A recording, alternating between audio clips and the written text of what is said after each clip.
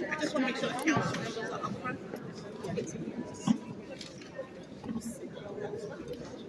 Is that okay? Is that okay? It's okay. I mean, I'm just seeing it from there. I'm just seeing her from here. Ask the council members up front.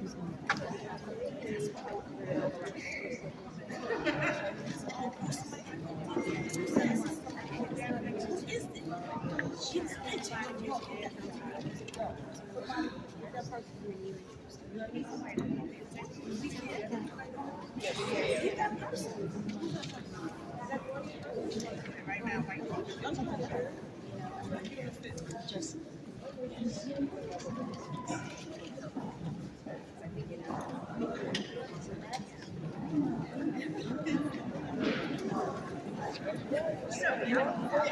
And you got you know how to do it together. Okay, that's a good is the speakers. Okay. Why don't we think Helen? she is.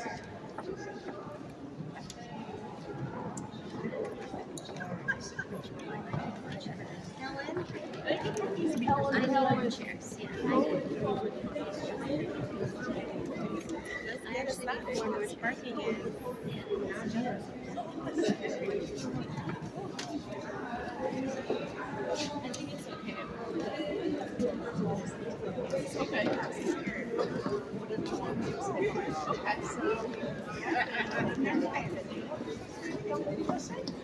How are you? Nice to see you. How are you? Good to see you.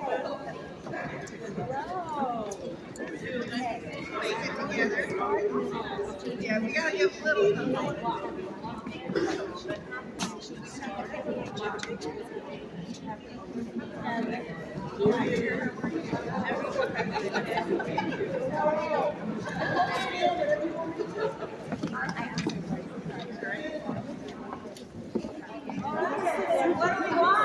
What do we want? When do we want it? Now! What do we want? When do we want it? Now! What do we want? Equal pay! When do we want it? Now! That's the way we always start our rallies, right? I'm Bev Newfeld, president of Power New York. We're a statewide coalition of Mike, sorry. Power New York is a statewide coalition of over 100 gender and racial justice organizations. We work together for economic equality for all New York women. Many partners are here in the room, and others are online right now, tweeting and posting.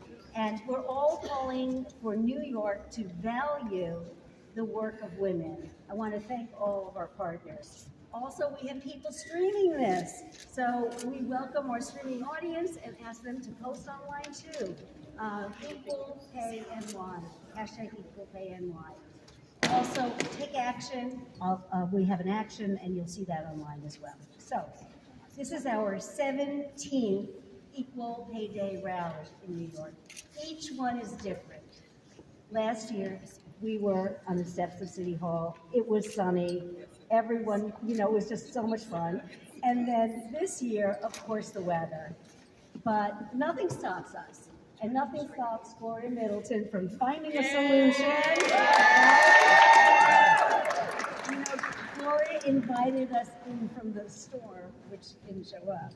But I think this group knows storms, and they can fight headwinds. And nothing is going to keep them home, because every day is Equal Pay Day, and we can't stop until we get there. The wage gap persists. If you include full-time and part-time workers, then it's 74 cents to $1. That's much less, because so many women work part-time. Women still remain underpaid, and it's very much part of the care economy that we see this issue. Racism and sexism will play a role until we do something more about it. They devalue women's work. That adds up to thousands a year, and maybe even almost 500,000 over the course of a lifetime. We know that older women are struggling because they don't have the resources and pensions, and the rates of poverty are high. So that's who we're talking about today, and I'm so proud to invite the co-chair of the Women's Caucus up. We shared last year, and I'm so glad we're here together again this year. Thank you.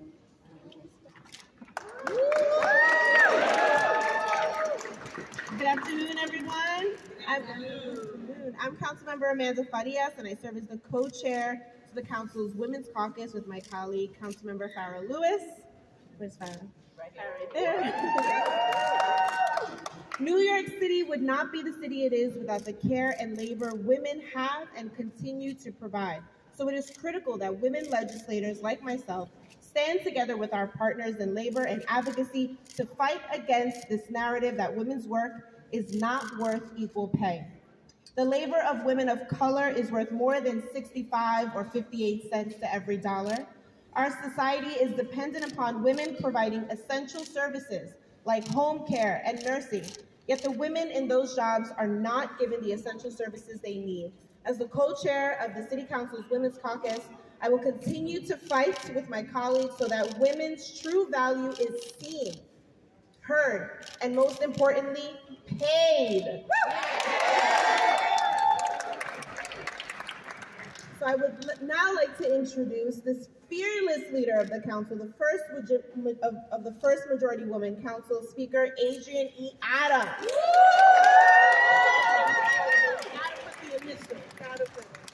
Thank you so much to my wonderful co-chair, Councilmember Amanda Farias. We thank you. Here comes my other co-chair, Councilmember Farah Lewis. We thank you for chairing the most awesome women's caucus in the history of the New York City Council. I also want to acknowledge my colleagues who are here today.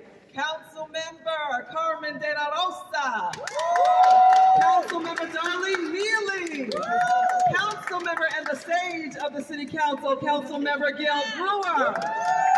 I've mentioned co-chair Farah Lewis, Councilmember Mercedes Narcisse, of course co-chair Amanda Farias. Gloria Middleton, ladies and gentlemen. Thank you so much. Thank you so much for having us here today. It's an honor to be among so many fierce women on this powerful Equal Pay Day. You know, we are, Beverly, I'm so sorry. Pow. Oh my goodness. I'm also going to mention Jacqueline Ebanks, Executive Director of the Commission on Gender Equity. And representatives from Legal Momentum, New York Women's Foundation, Urban Pathways, and the Daycare Council of New York. Thank you all for being here today. You know, I'm just going to say that this is what my seventh year-ish of being here, and we have done this, Gail, much longer for you, Darlene, much longer for you. We continue to do this. There is something wrong with this picture. We continue to convene here every year to commemorate Equal Pay Day. We still are not making $1, ladies. There's something very, very wrong with that. On this day last year, we stood together on the steps of City Hall to celebrate our historic representation in the council and lay out our priorities to close the gap pay between men and women. We know that here in New York, for every dollar that a man makes, women working full-time and part-time earn an average of 74 cents. The disparity, of course, is even wider for women of color. Asian women make 69 cents for every dollar that a white man earns. For Black women, that's 63 cents. And for Latino women, that's 49 cents for every dollar. That's not right. It's especially not right when women make up 60% of our frontline and municipal workforces, and more than half are Black or brown women. Yet, the women who keep our city running, and many more across our city, are not being paid according to the value they provide. Our collective progress depends on us prioritizing New Yorkers who have been overlooked for so long. Women are the cornerstone of society and the backbones of our families.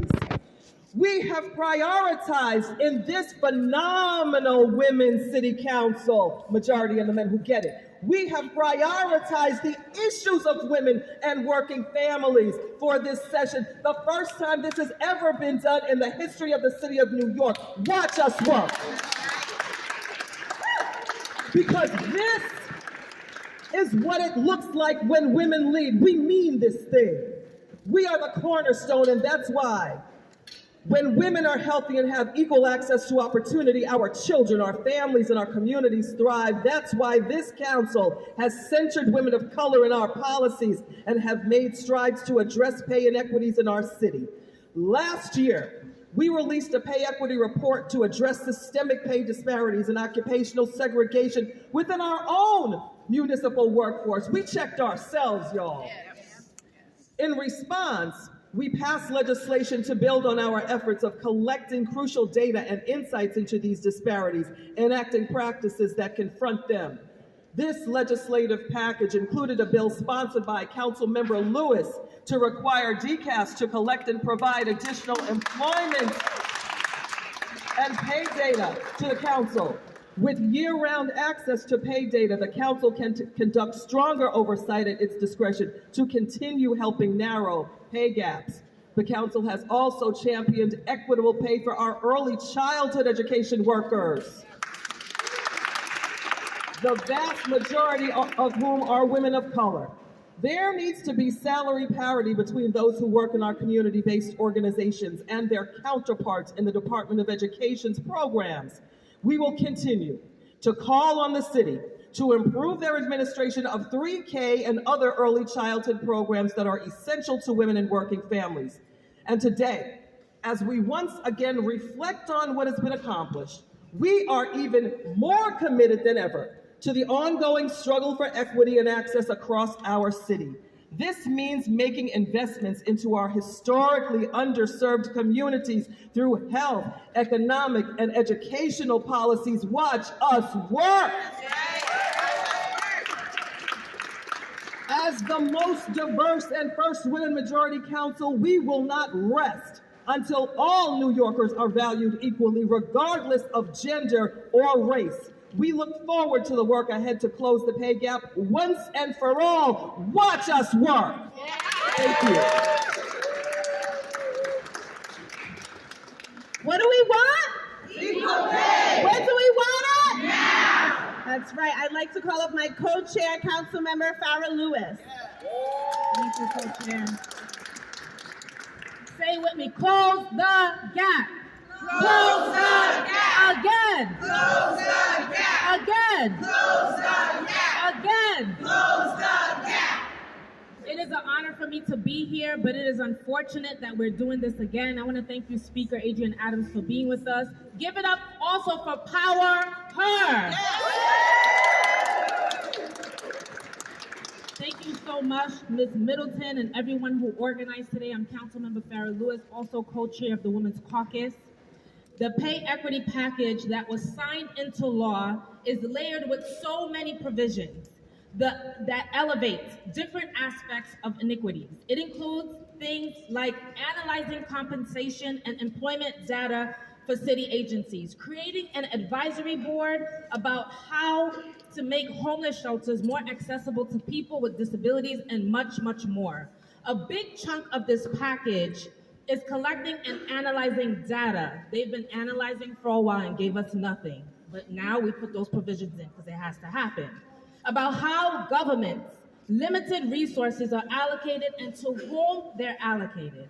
One of the provisions sponsored by the Speaker analyzes employment data of the city's agencies, and my bill that I sponsored, expanding existing pay equity bill that collects and provides employment and pay data to the City Council, diminishing the inequality of wealth and incredible important initiatives that our council continues to spearhead. This package is the epitome of representation and democracy at work. We've been at this for a long time, and it stops here. I want to thank you so much, Speaker Adrienne Adams, my colleagues, co-chair, so much for spearheading this, and there's so much more to go. But what do we want? We want to close the gap. So say it with me. Close the gap. Close the gap. Thank you.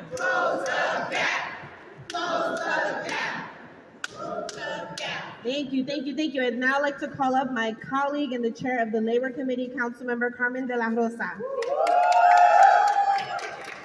Thank you so much for having me here today. I'm so proud to be the chair of the Labor Committee. And one of the things that we must celebrate in this majority women-led council is that us women are leading these committees that are shaping the present and the future of our city. I was proud to join Speaker Adams, the Women's Caucus, Councilmember Lewis in passing our pay equity package, because we know that if we do not lift the voices of women in the workforce, our municipal workforce, the frontline workers of this city, if we're not doing that work, we know no one will come behind us to do it. And we owe a debt of gratitude to our partners in the labor movement. Ms. Middleton, I'm looking right at you. Thank you for blazing this trail so our sisters could walk and run and represent our great city. I want to say that lifting up women is about wages, but it's also about lifting up an infrastructure that surrounds us. When we think about wages, it's time to lift the minimum wage, period, full stop, in our states. It means that we continue to ensure that the care spectrum, when we look at our care workers in our city, mostly women of color, that those wages are raised as well. It means creating policies that allow for the workers of this city to have financial independence, but also life-sustaining wages. And so as we go into this budget fight, we're going with workers on our minds and in our hearts and ready, as our speaker said, to get to work. We have the tools in place to make sure that occupational segregation is no longer a word in our vocabulary. To make sure that next year when we get here, we're celebrating those pay increases, and we're celebrating the full closure of the gaps and all the loopholes that come with it. Because we understand that women are leading this city, they're leading their families, our communities, but they're also at the front lines. They face discrimination, harassment, and the full burden of carrying family and communities with them. Their paychecks should reflect that sacrifice. And so I'm honored to be here, to continue to be the labor chair in the city council, and look forward to working with all of you to get it done. Thank you so much. Thank you so much for those inspiring words, Chair de la Rosa. And last but not least, I'd like to call up my colleague, Council Member Gail Brewer, up to speak from our last remarks of the caucus. Thank you very much. I want to thank the Women's Caucus, and I really want to thank Gloria Middleton, first woman to head up 1180. And I have to say, having been in government for about 25 years almost, that this union has always been a bellwether of good things. So congratulations. I love 1180, and I mean that from the bottom of my heart.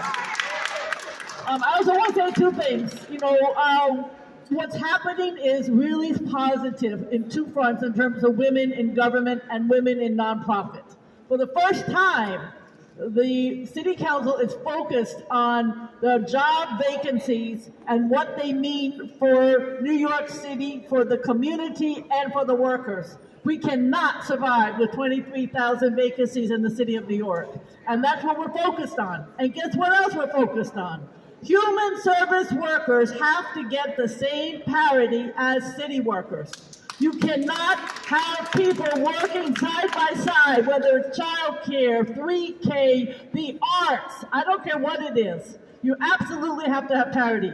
And to the credit of Speaker Adams, her speech, that's what it was about. It was about the workers and how they serve. And obviously, in many cases, it's the women taking the leadership in both cases. So it's an honor to be here today. I have to say, Oversight and Investigations, we had the first hearing to show at that point 46,000 vacancies in the city of New York. Congratulations, everybody. And this is what we're going to focus on in the budget hearings. Thank you.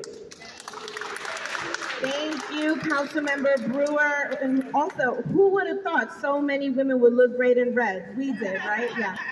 Now I'd like to pass the mic over to Bev Neufeld from Power New York. How about a huge round of applause for those amazing council members?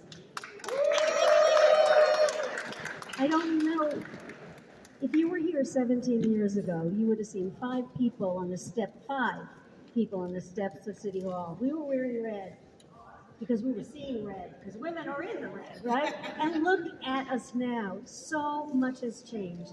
And I have the privilege and honor to be on the Commission for Gender Equity for New York City, and work with our next speaker, Commissioner Jacqueline E. Banks. So Jackie, come up and tell us about it. Thank you so much, Bev. It's great to be here today. It's great to follow the powerful voices of our city council leaders. Just give them another round of applause. We expect so much from them and a transformation. I want to, before I start, thank Bev, Power New York, Gloria Middleton, making it happen, taking us out of the bad weather. I want to thank the leadership of the Women's Caucus for bringing us all together again, 17 years. And I have to thank you all for your leadership and partnership as we work to advance gender equity for all New Yorkers. I am Jacqueline E. Banks, the Executive Director of the New York City Commission on Gender Equity. The Commission works across city agencies and across sectors to dismantle institutional barriers to equity and to ensure that all New Yorkers, regardless of gender identity, gender expression, racial or ethnic background, or who they love, that all of us have opportunities to be economically secure, have access to quality and affordable health care, have full autonomy over our reproductive lives, and that we can live safely in our homes, workplaces, and communities. And I want to thank everyone for being here again today to take a stand for pay equity. It's a critical issue for all of us and our families. Pay equity is not only an issue of economic mobility, it is also inextricably linked to one's safety, health, and overall well-being, and that of our families. And so, whether it is your first time here at Equal Pay Day Rally, or your 17th time, we stand here because we are deeply committed to eliminating this inequity. We want to create change. We stand here because we're determined to achieve pay equity. But there are some things I'd like us to do as we continue on this journey. Yes, it's been a long time. Our ancestors didn't give up, and we aren't going to give up. And so I want to talk about a path forward.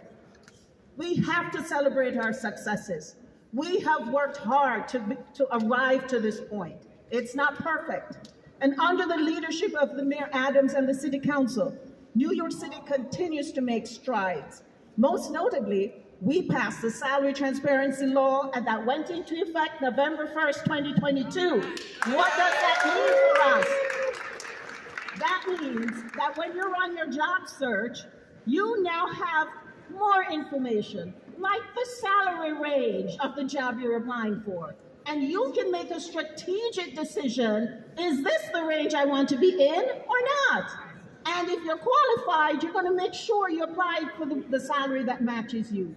Information is power, that the salary that matches your skill set. And I want to say we are intentional about closing the pay gap in our city's workforce. I just want to reiterate what this City Council speaker said. The mayor signed in February a package of laws that will allow for the evaluation of job titles and the continued pay data collection so that we can really measure the progress we are making. We want to identify where are the gaps and how do we close the gap. And you know what? What we want to do is permanently close the gap. This must be a sustained thing. We have learned, if you have learned nothing in the past 6 years of the American democracy, your gains can be taken away, okay? And we want to make sure that when we make gains, they are here to stay. And that's our goal. And so, as a part of the Commission on Gender Equity, I want you to remember that is what we're here for, sustainable change. It is also important to remember that these laws work in concert with existing laws, such as the salary history ban of 2017. So when you go for a job, do not offer up the salary that you last earned, and your employer, prospective employer, should never ask that question again. That's so important for us women because we're historically underpaid. And if you go say, I earned X in my last job, you're setting the bar too low. It is important to remember you are valued, your work is valued, and you have the skill sets to do the job, and therefore you need to be paid equitably. The other thing we must remember is that we passed a series of sexual harassment prevention laws in 2018. And all of this works together to help keep our workplaces safe and to create the gender equitable workplaces we're looking for. That's critical to closing the gender and racial pay gaps. The second thing I want you to know after we've celebrated our successes, it's so important that you know your rights and share this information with everyone who will listen. It's really important, and that you tell the children you raise, whether your nieces, your nephews, your daughters, whatever their gender identity may be. Talk to them about it because you're shaping this world for them. It's important for us to have these conversations in our workplaces because in so doing, we normalize transparency. There is no need for secrecy. We're all working to one goal, and so it's really important for us to carry this forward. Last, continue the fight. It's a long journey. Our ancestors can tell us that. We need to tell that to the folks coming ahead. The journey isn't done. We will not stop until we achieve pay equity, and when we do, it cannot and will not be taken away from us. Thank you so much.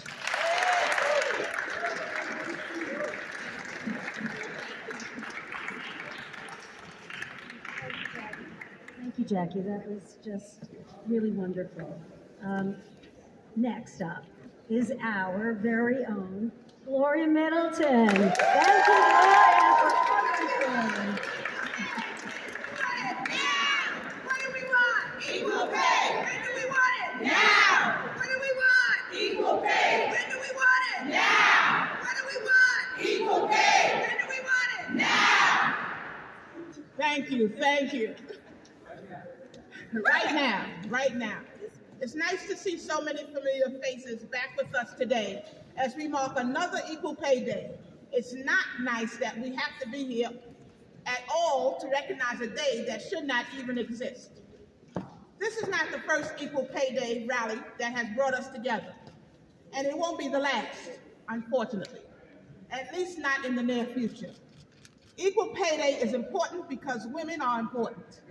Today is about raising awareness of gender pay gaps and realizing we have an opportunity to continue taking the positive steps needed to end the inequities that have persisted for centuries. We have made great strides, but still have a long way to go. Women traditionally have been impacted by the social norms that label us as caregivers, housewives, and stay-at-home moms. The skills we have honed in these classifications, however, project managers, financial analysts, event coordinators, teachers, and nurses, during all these hours of unpaid work aren't seen as professional or considered relevant experience when we try and re-enter the workforce. Today's assumed gender roles and expectations are antiquated and unrealistic. They have held Black women, they have held back all women from advancing in their careers at the same pace and salary levels as men. As if all of this wasn't hindering women enough, the pandemic has hit us particularly hard. According to one recent study, nearly 56% of those exiting the workforce since the start of the pandemic have been women, while we previously made up 48% of the U.S. workforce. You heard Speaker Adams talk about the amount of workers that have not returned to city government. That same study also found that employment for women isn't projected to return to its pre-pandemic numbers until at least 2024. That's millions of women forced to struggle for years just to get back to making 82 cents for every dollar a man makes. Is this right? No. And it's worse for women of color. Salaries and career opportunities should be based on qualifications and experience, not gender, not race, not religion. To create more equality, we need leaders like those in the City Council, Women's Caucus taking action to address the biases that cause the wage and equity gaps. And I'm sorry that they had to leave because I know they're busy, but I thank the City Council for all the work they have been doing to make sure that we change this gap. First, the council passed Local Law 18 of 2019 to require the city to track and disclose the wages of all city employees, including statistics by race and gender, so we can call to task our leaders who think they can still offer unscrupulous salaries based on gender. Now the council has passed new bills that will up the ante on DCAS in the city, reporting numbers and how those statistics are used to determine the differences between what men and women are paid, as well as be used to determine how promotions are being made and how many new hires there are per gender. There's clearly a lot of work to be done, but it is possible to level the paying field for working women by increasing transparency around wages across the board, disrupting occupational segregation, expanding access to paid leave and child and elder care, and creating more good union jobs.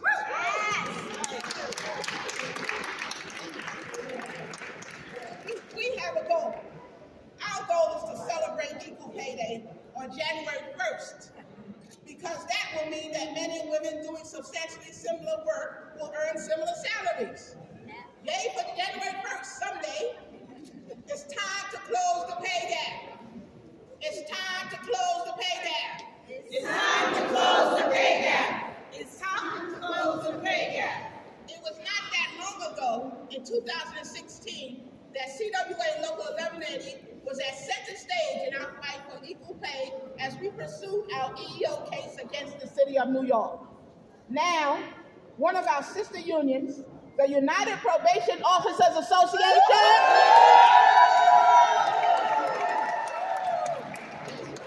is facing that same battle. I'd like to introduce you to Dalvani Powell, president of UPOA, who is not only fighting for equal pay for her female and women of color probation officers, but also to stand on the same footing as police and corrections. Dalvani?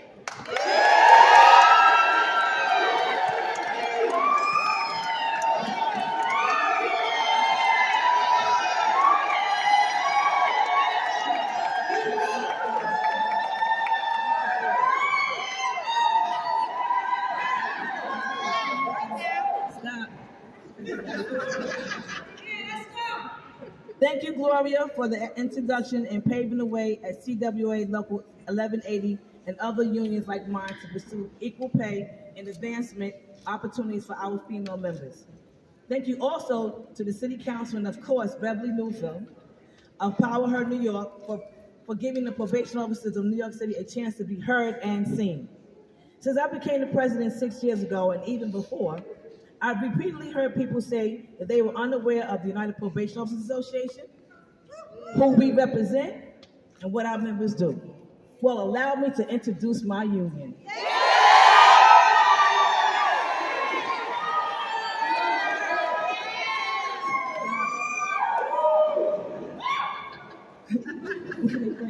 We are the largest alternative to incarceration agencies in the country, yet we are fewer than 800 probation officers and supervisors, predominantly women and people of color. We are charged by the city to oversee approximately tens of thousands of men, women, and youth who have been convicted of crimes and sentenced to probation instead of jail, prison, and placement. We are responsible for making sure that they do not violate their terms of probation and actually working on turning around their lives. Our job responsibilities are very similar to other New York City uniform law enforcement agencies like police and corrections. We carry guns. Yes. We perform search and seizures. Yes. And we make arrests. Yes. We receive the same training as police officers, correctional officers, and sheriffs. However, we also write reports for courts that judges use for their sentencing. coordinate rehabilitation services, and arrange vocational and educational training. Jobs neither police nor correctional officers do. Probation officers are required to have at least a 4-year college education. Although many of us also hold masters and PhDs. This is also a requirement police and correctional officers do not have. Despite all the similarities to other uniformed service members employed by the city and all the additional requirements we shoulder, probation officers are not recognized as uniformed by the city. We are not. And probation officers actually saves both the city and the state tens and millions of dollars.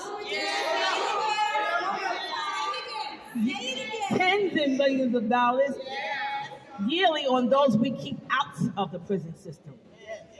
We are community service without the bars.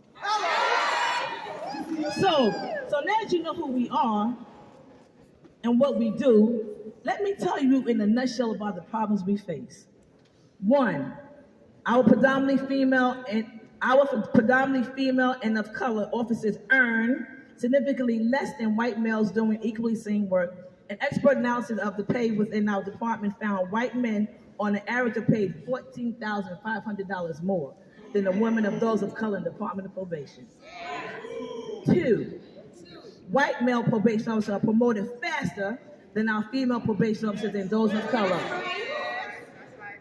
Three, our compensation lags behind other law enforcement agencies and even probation departments in other neighboring counties, despite the fact we work with the same population and the same dangers.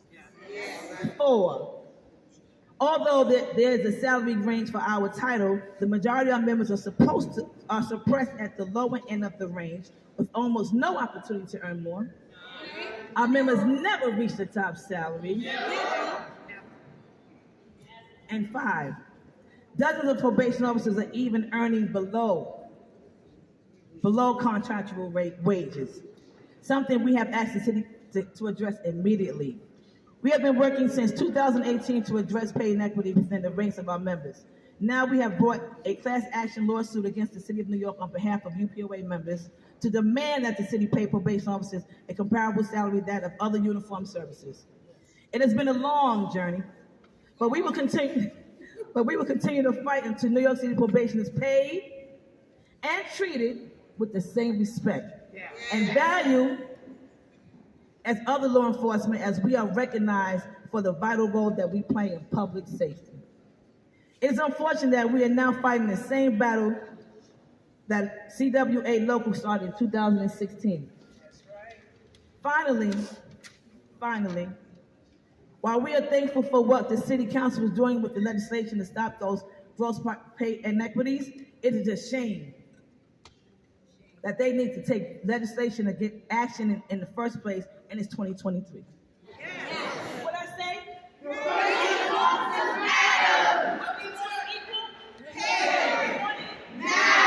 Thank you.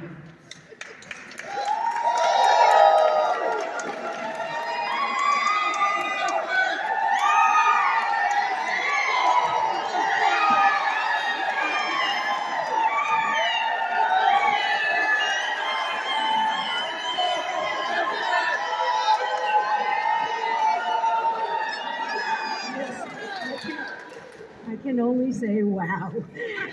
We're with you. We are so with you. And we're so honored that we have your union here and, of course, CWA 1180. There's nothing like Union Strong. We really appreciate all that. So next up is, it's a little bit quieter, but really so important. We need laws written, and we need lawyers to do that. And we have our next speaker, Seher Khwaja from Legal Momentum. She was just essential in writing the laws that we just passed, the salary range law and others. So I welcome Seher Khwaja.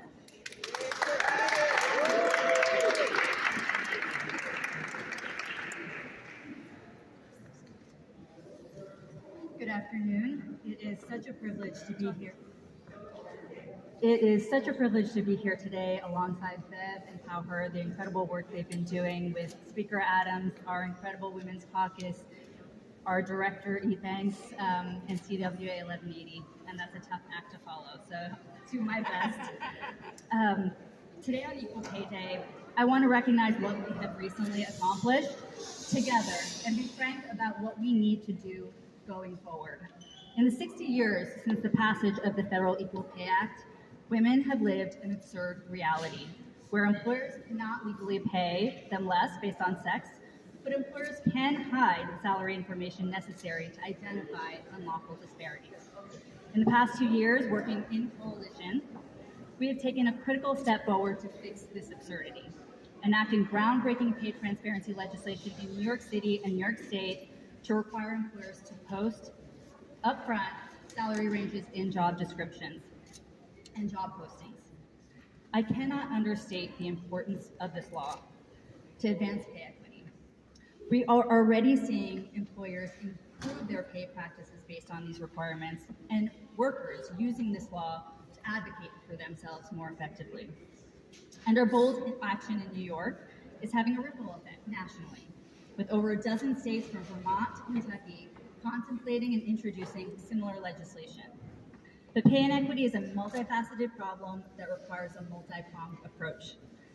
And this is only the beginning. As we know, it is Black and brown women who are being left behind due to deep structural inequities. In New York, women make up over 60% of the low-wage workforce, a leading contributor to the wage gap.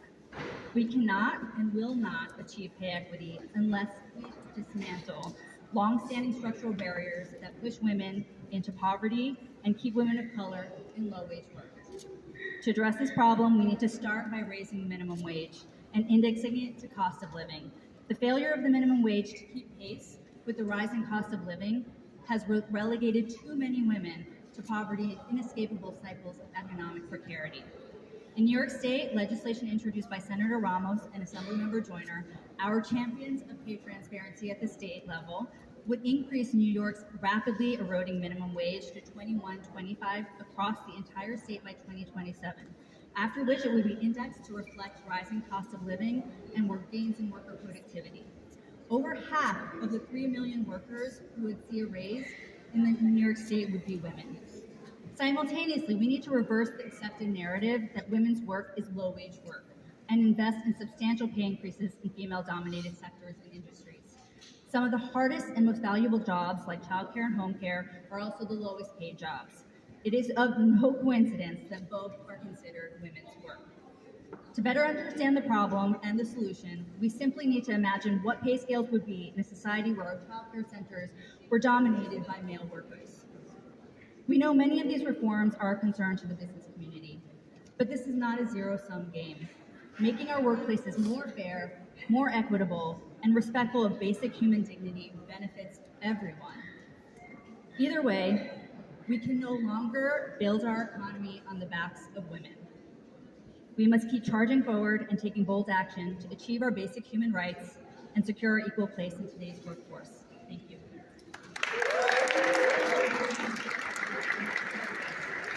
Thank you, Sahira from Legal Momentum. Sabrina, can you join us here?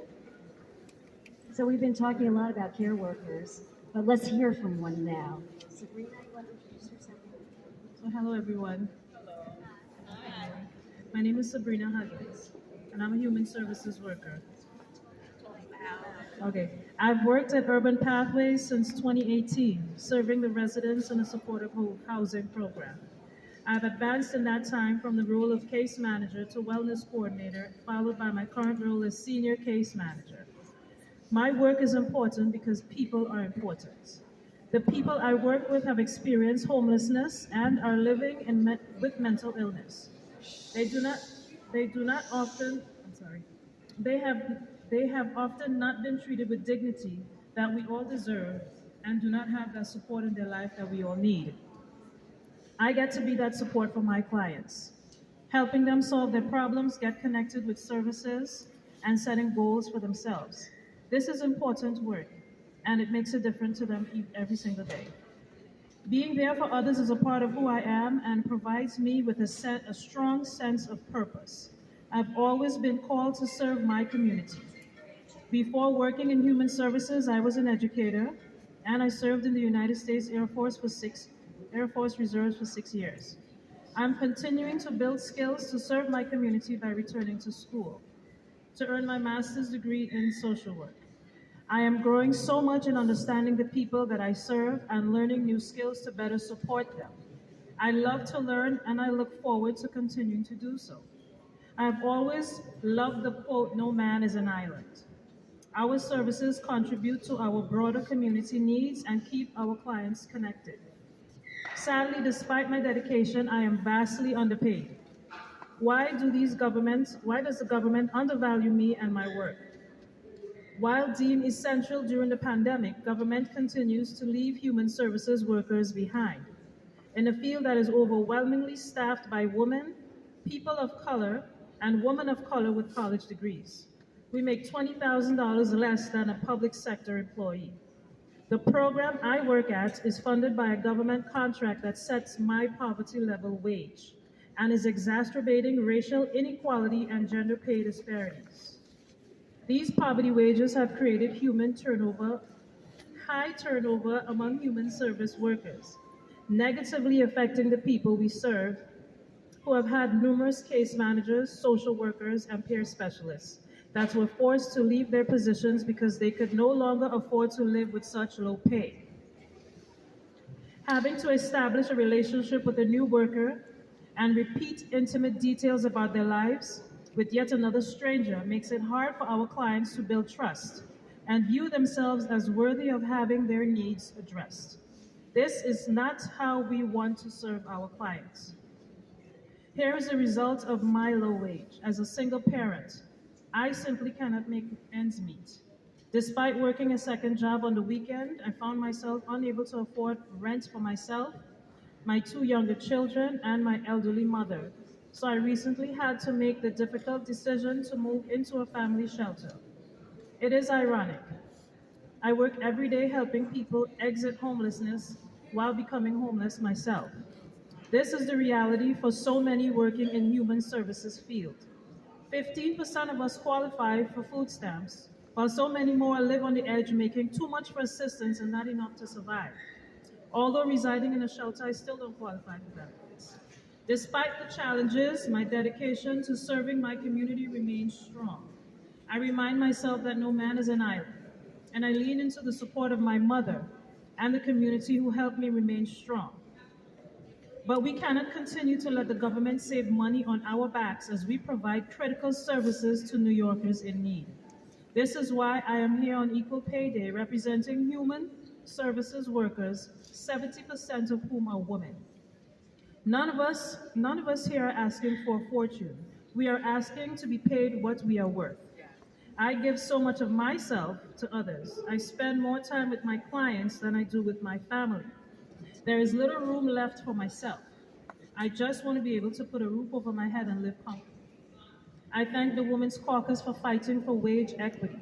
Not one of us is an island, so we must stand together to say human services workers will not be left behind any longer.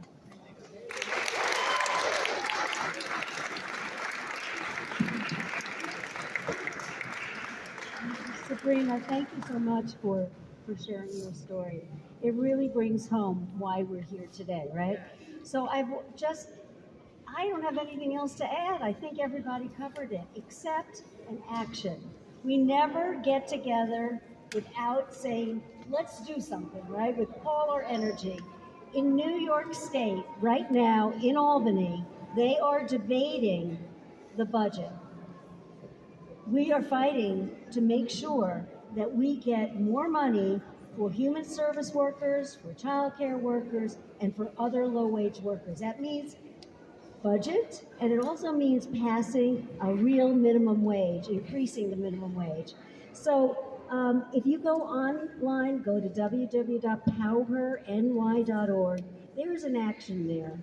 Click on it, and in just like 30 seconds, you can send a message to your representative saying, New York women are valued. we need to be paid fairly. I think we could really get this done, but without everybody's voice, we will not be heard. Thank you everyone here for speaking out and working together. We will unfortunately see you next year, but I hope that we're going to have some great news by that time. Thank you.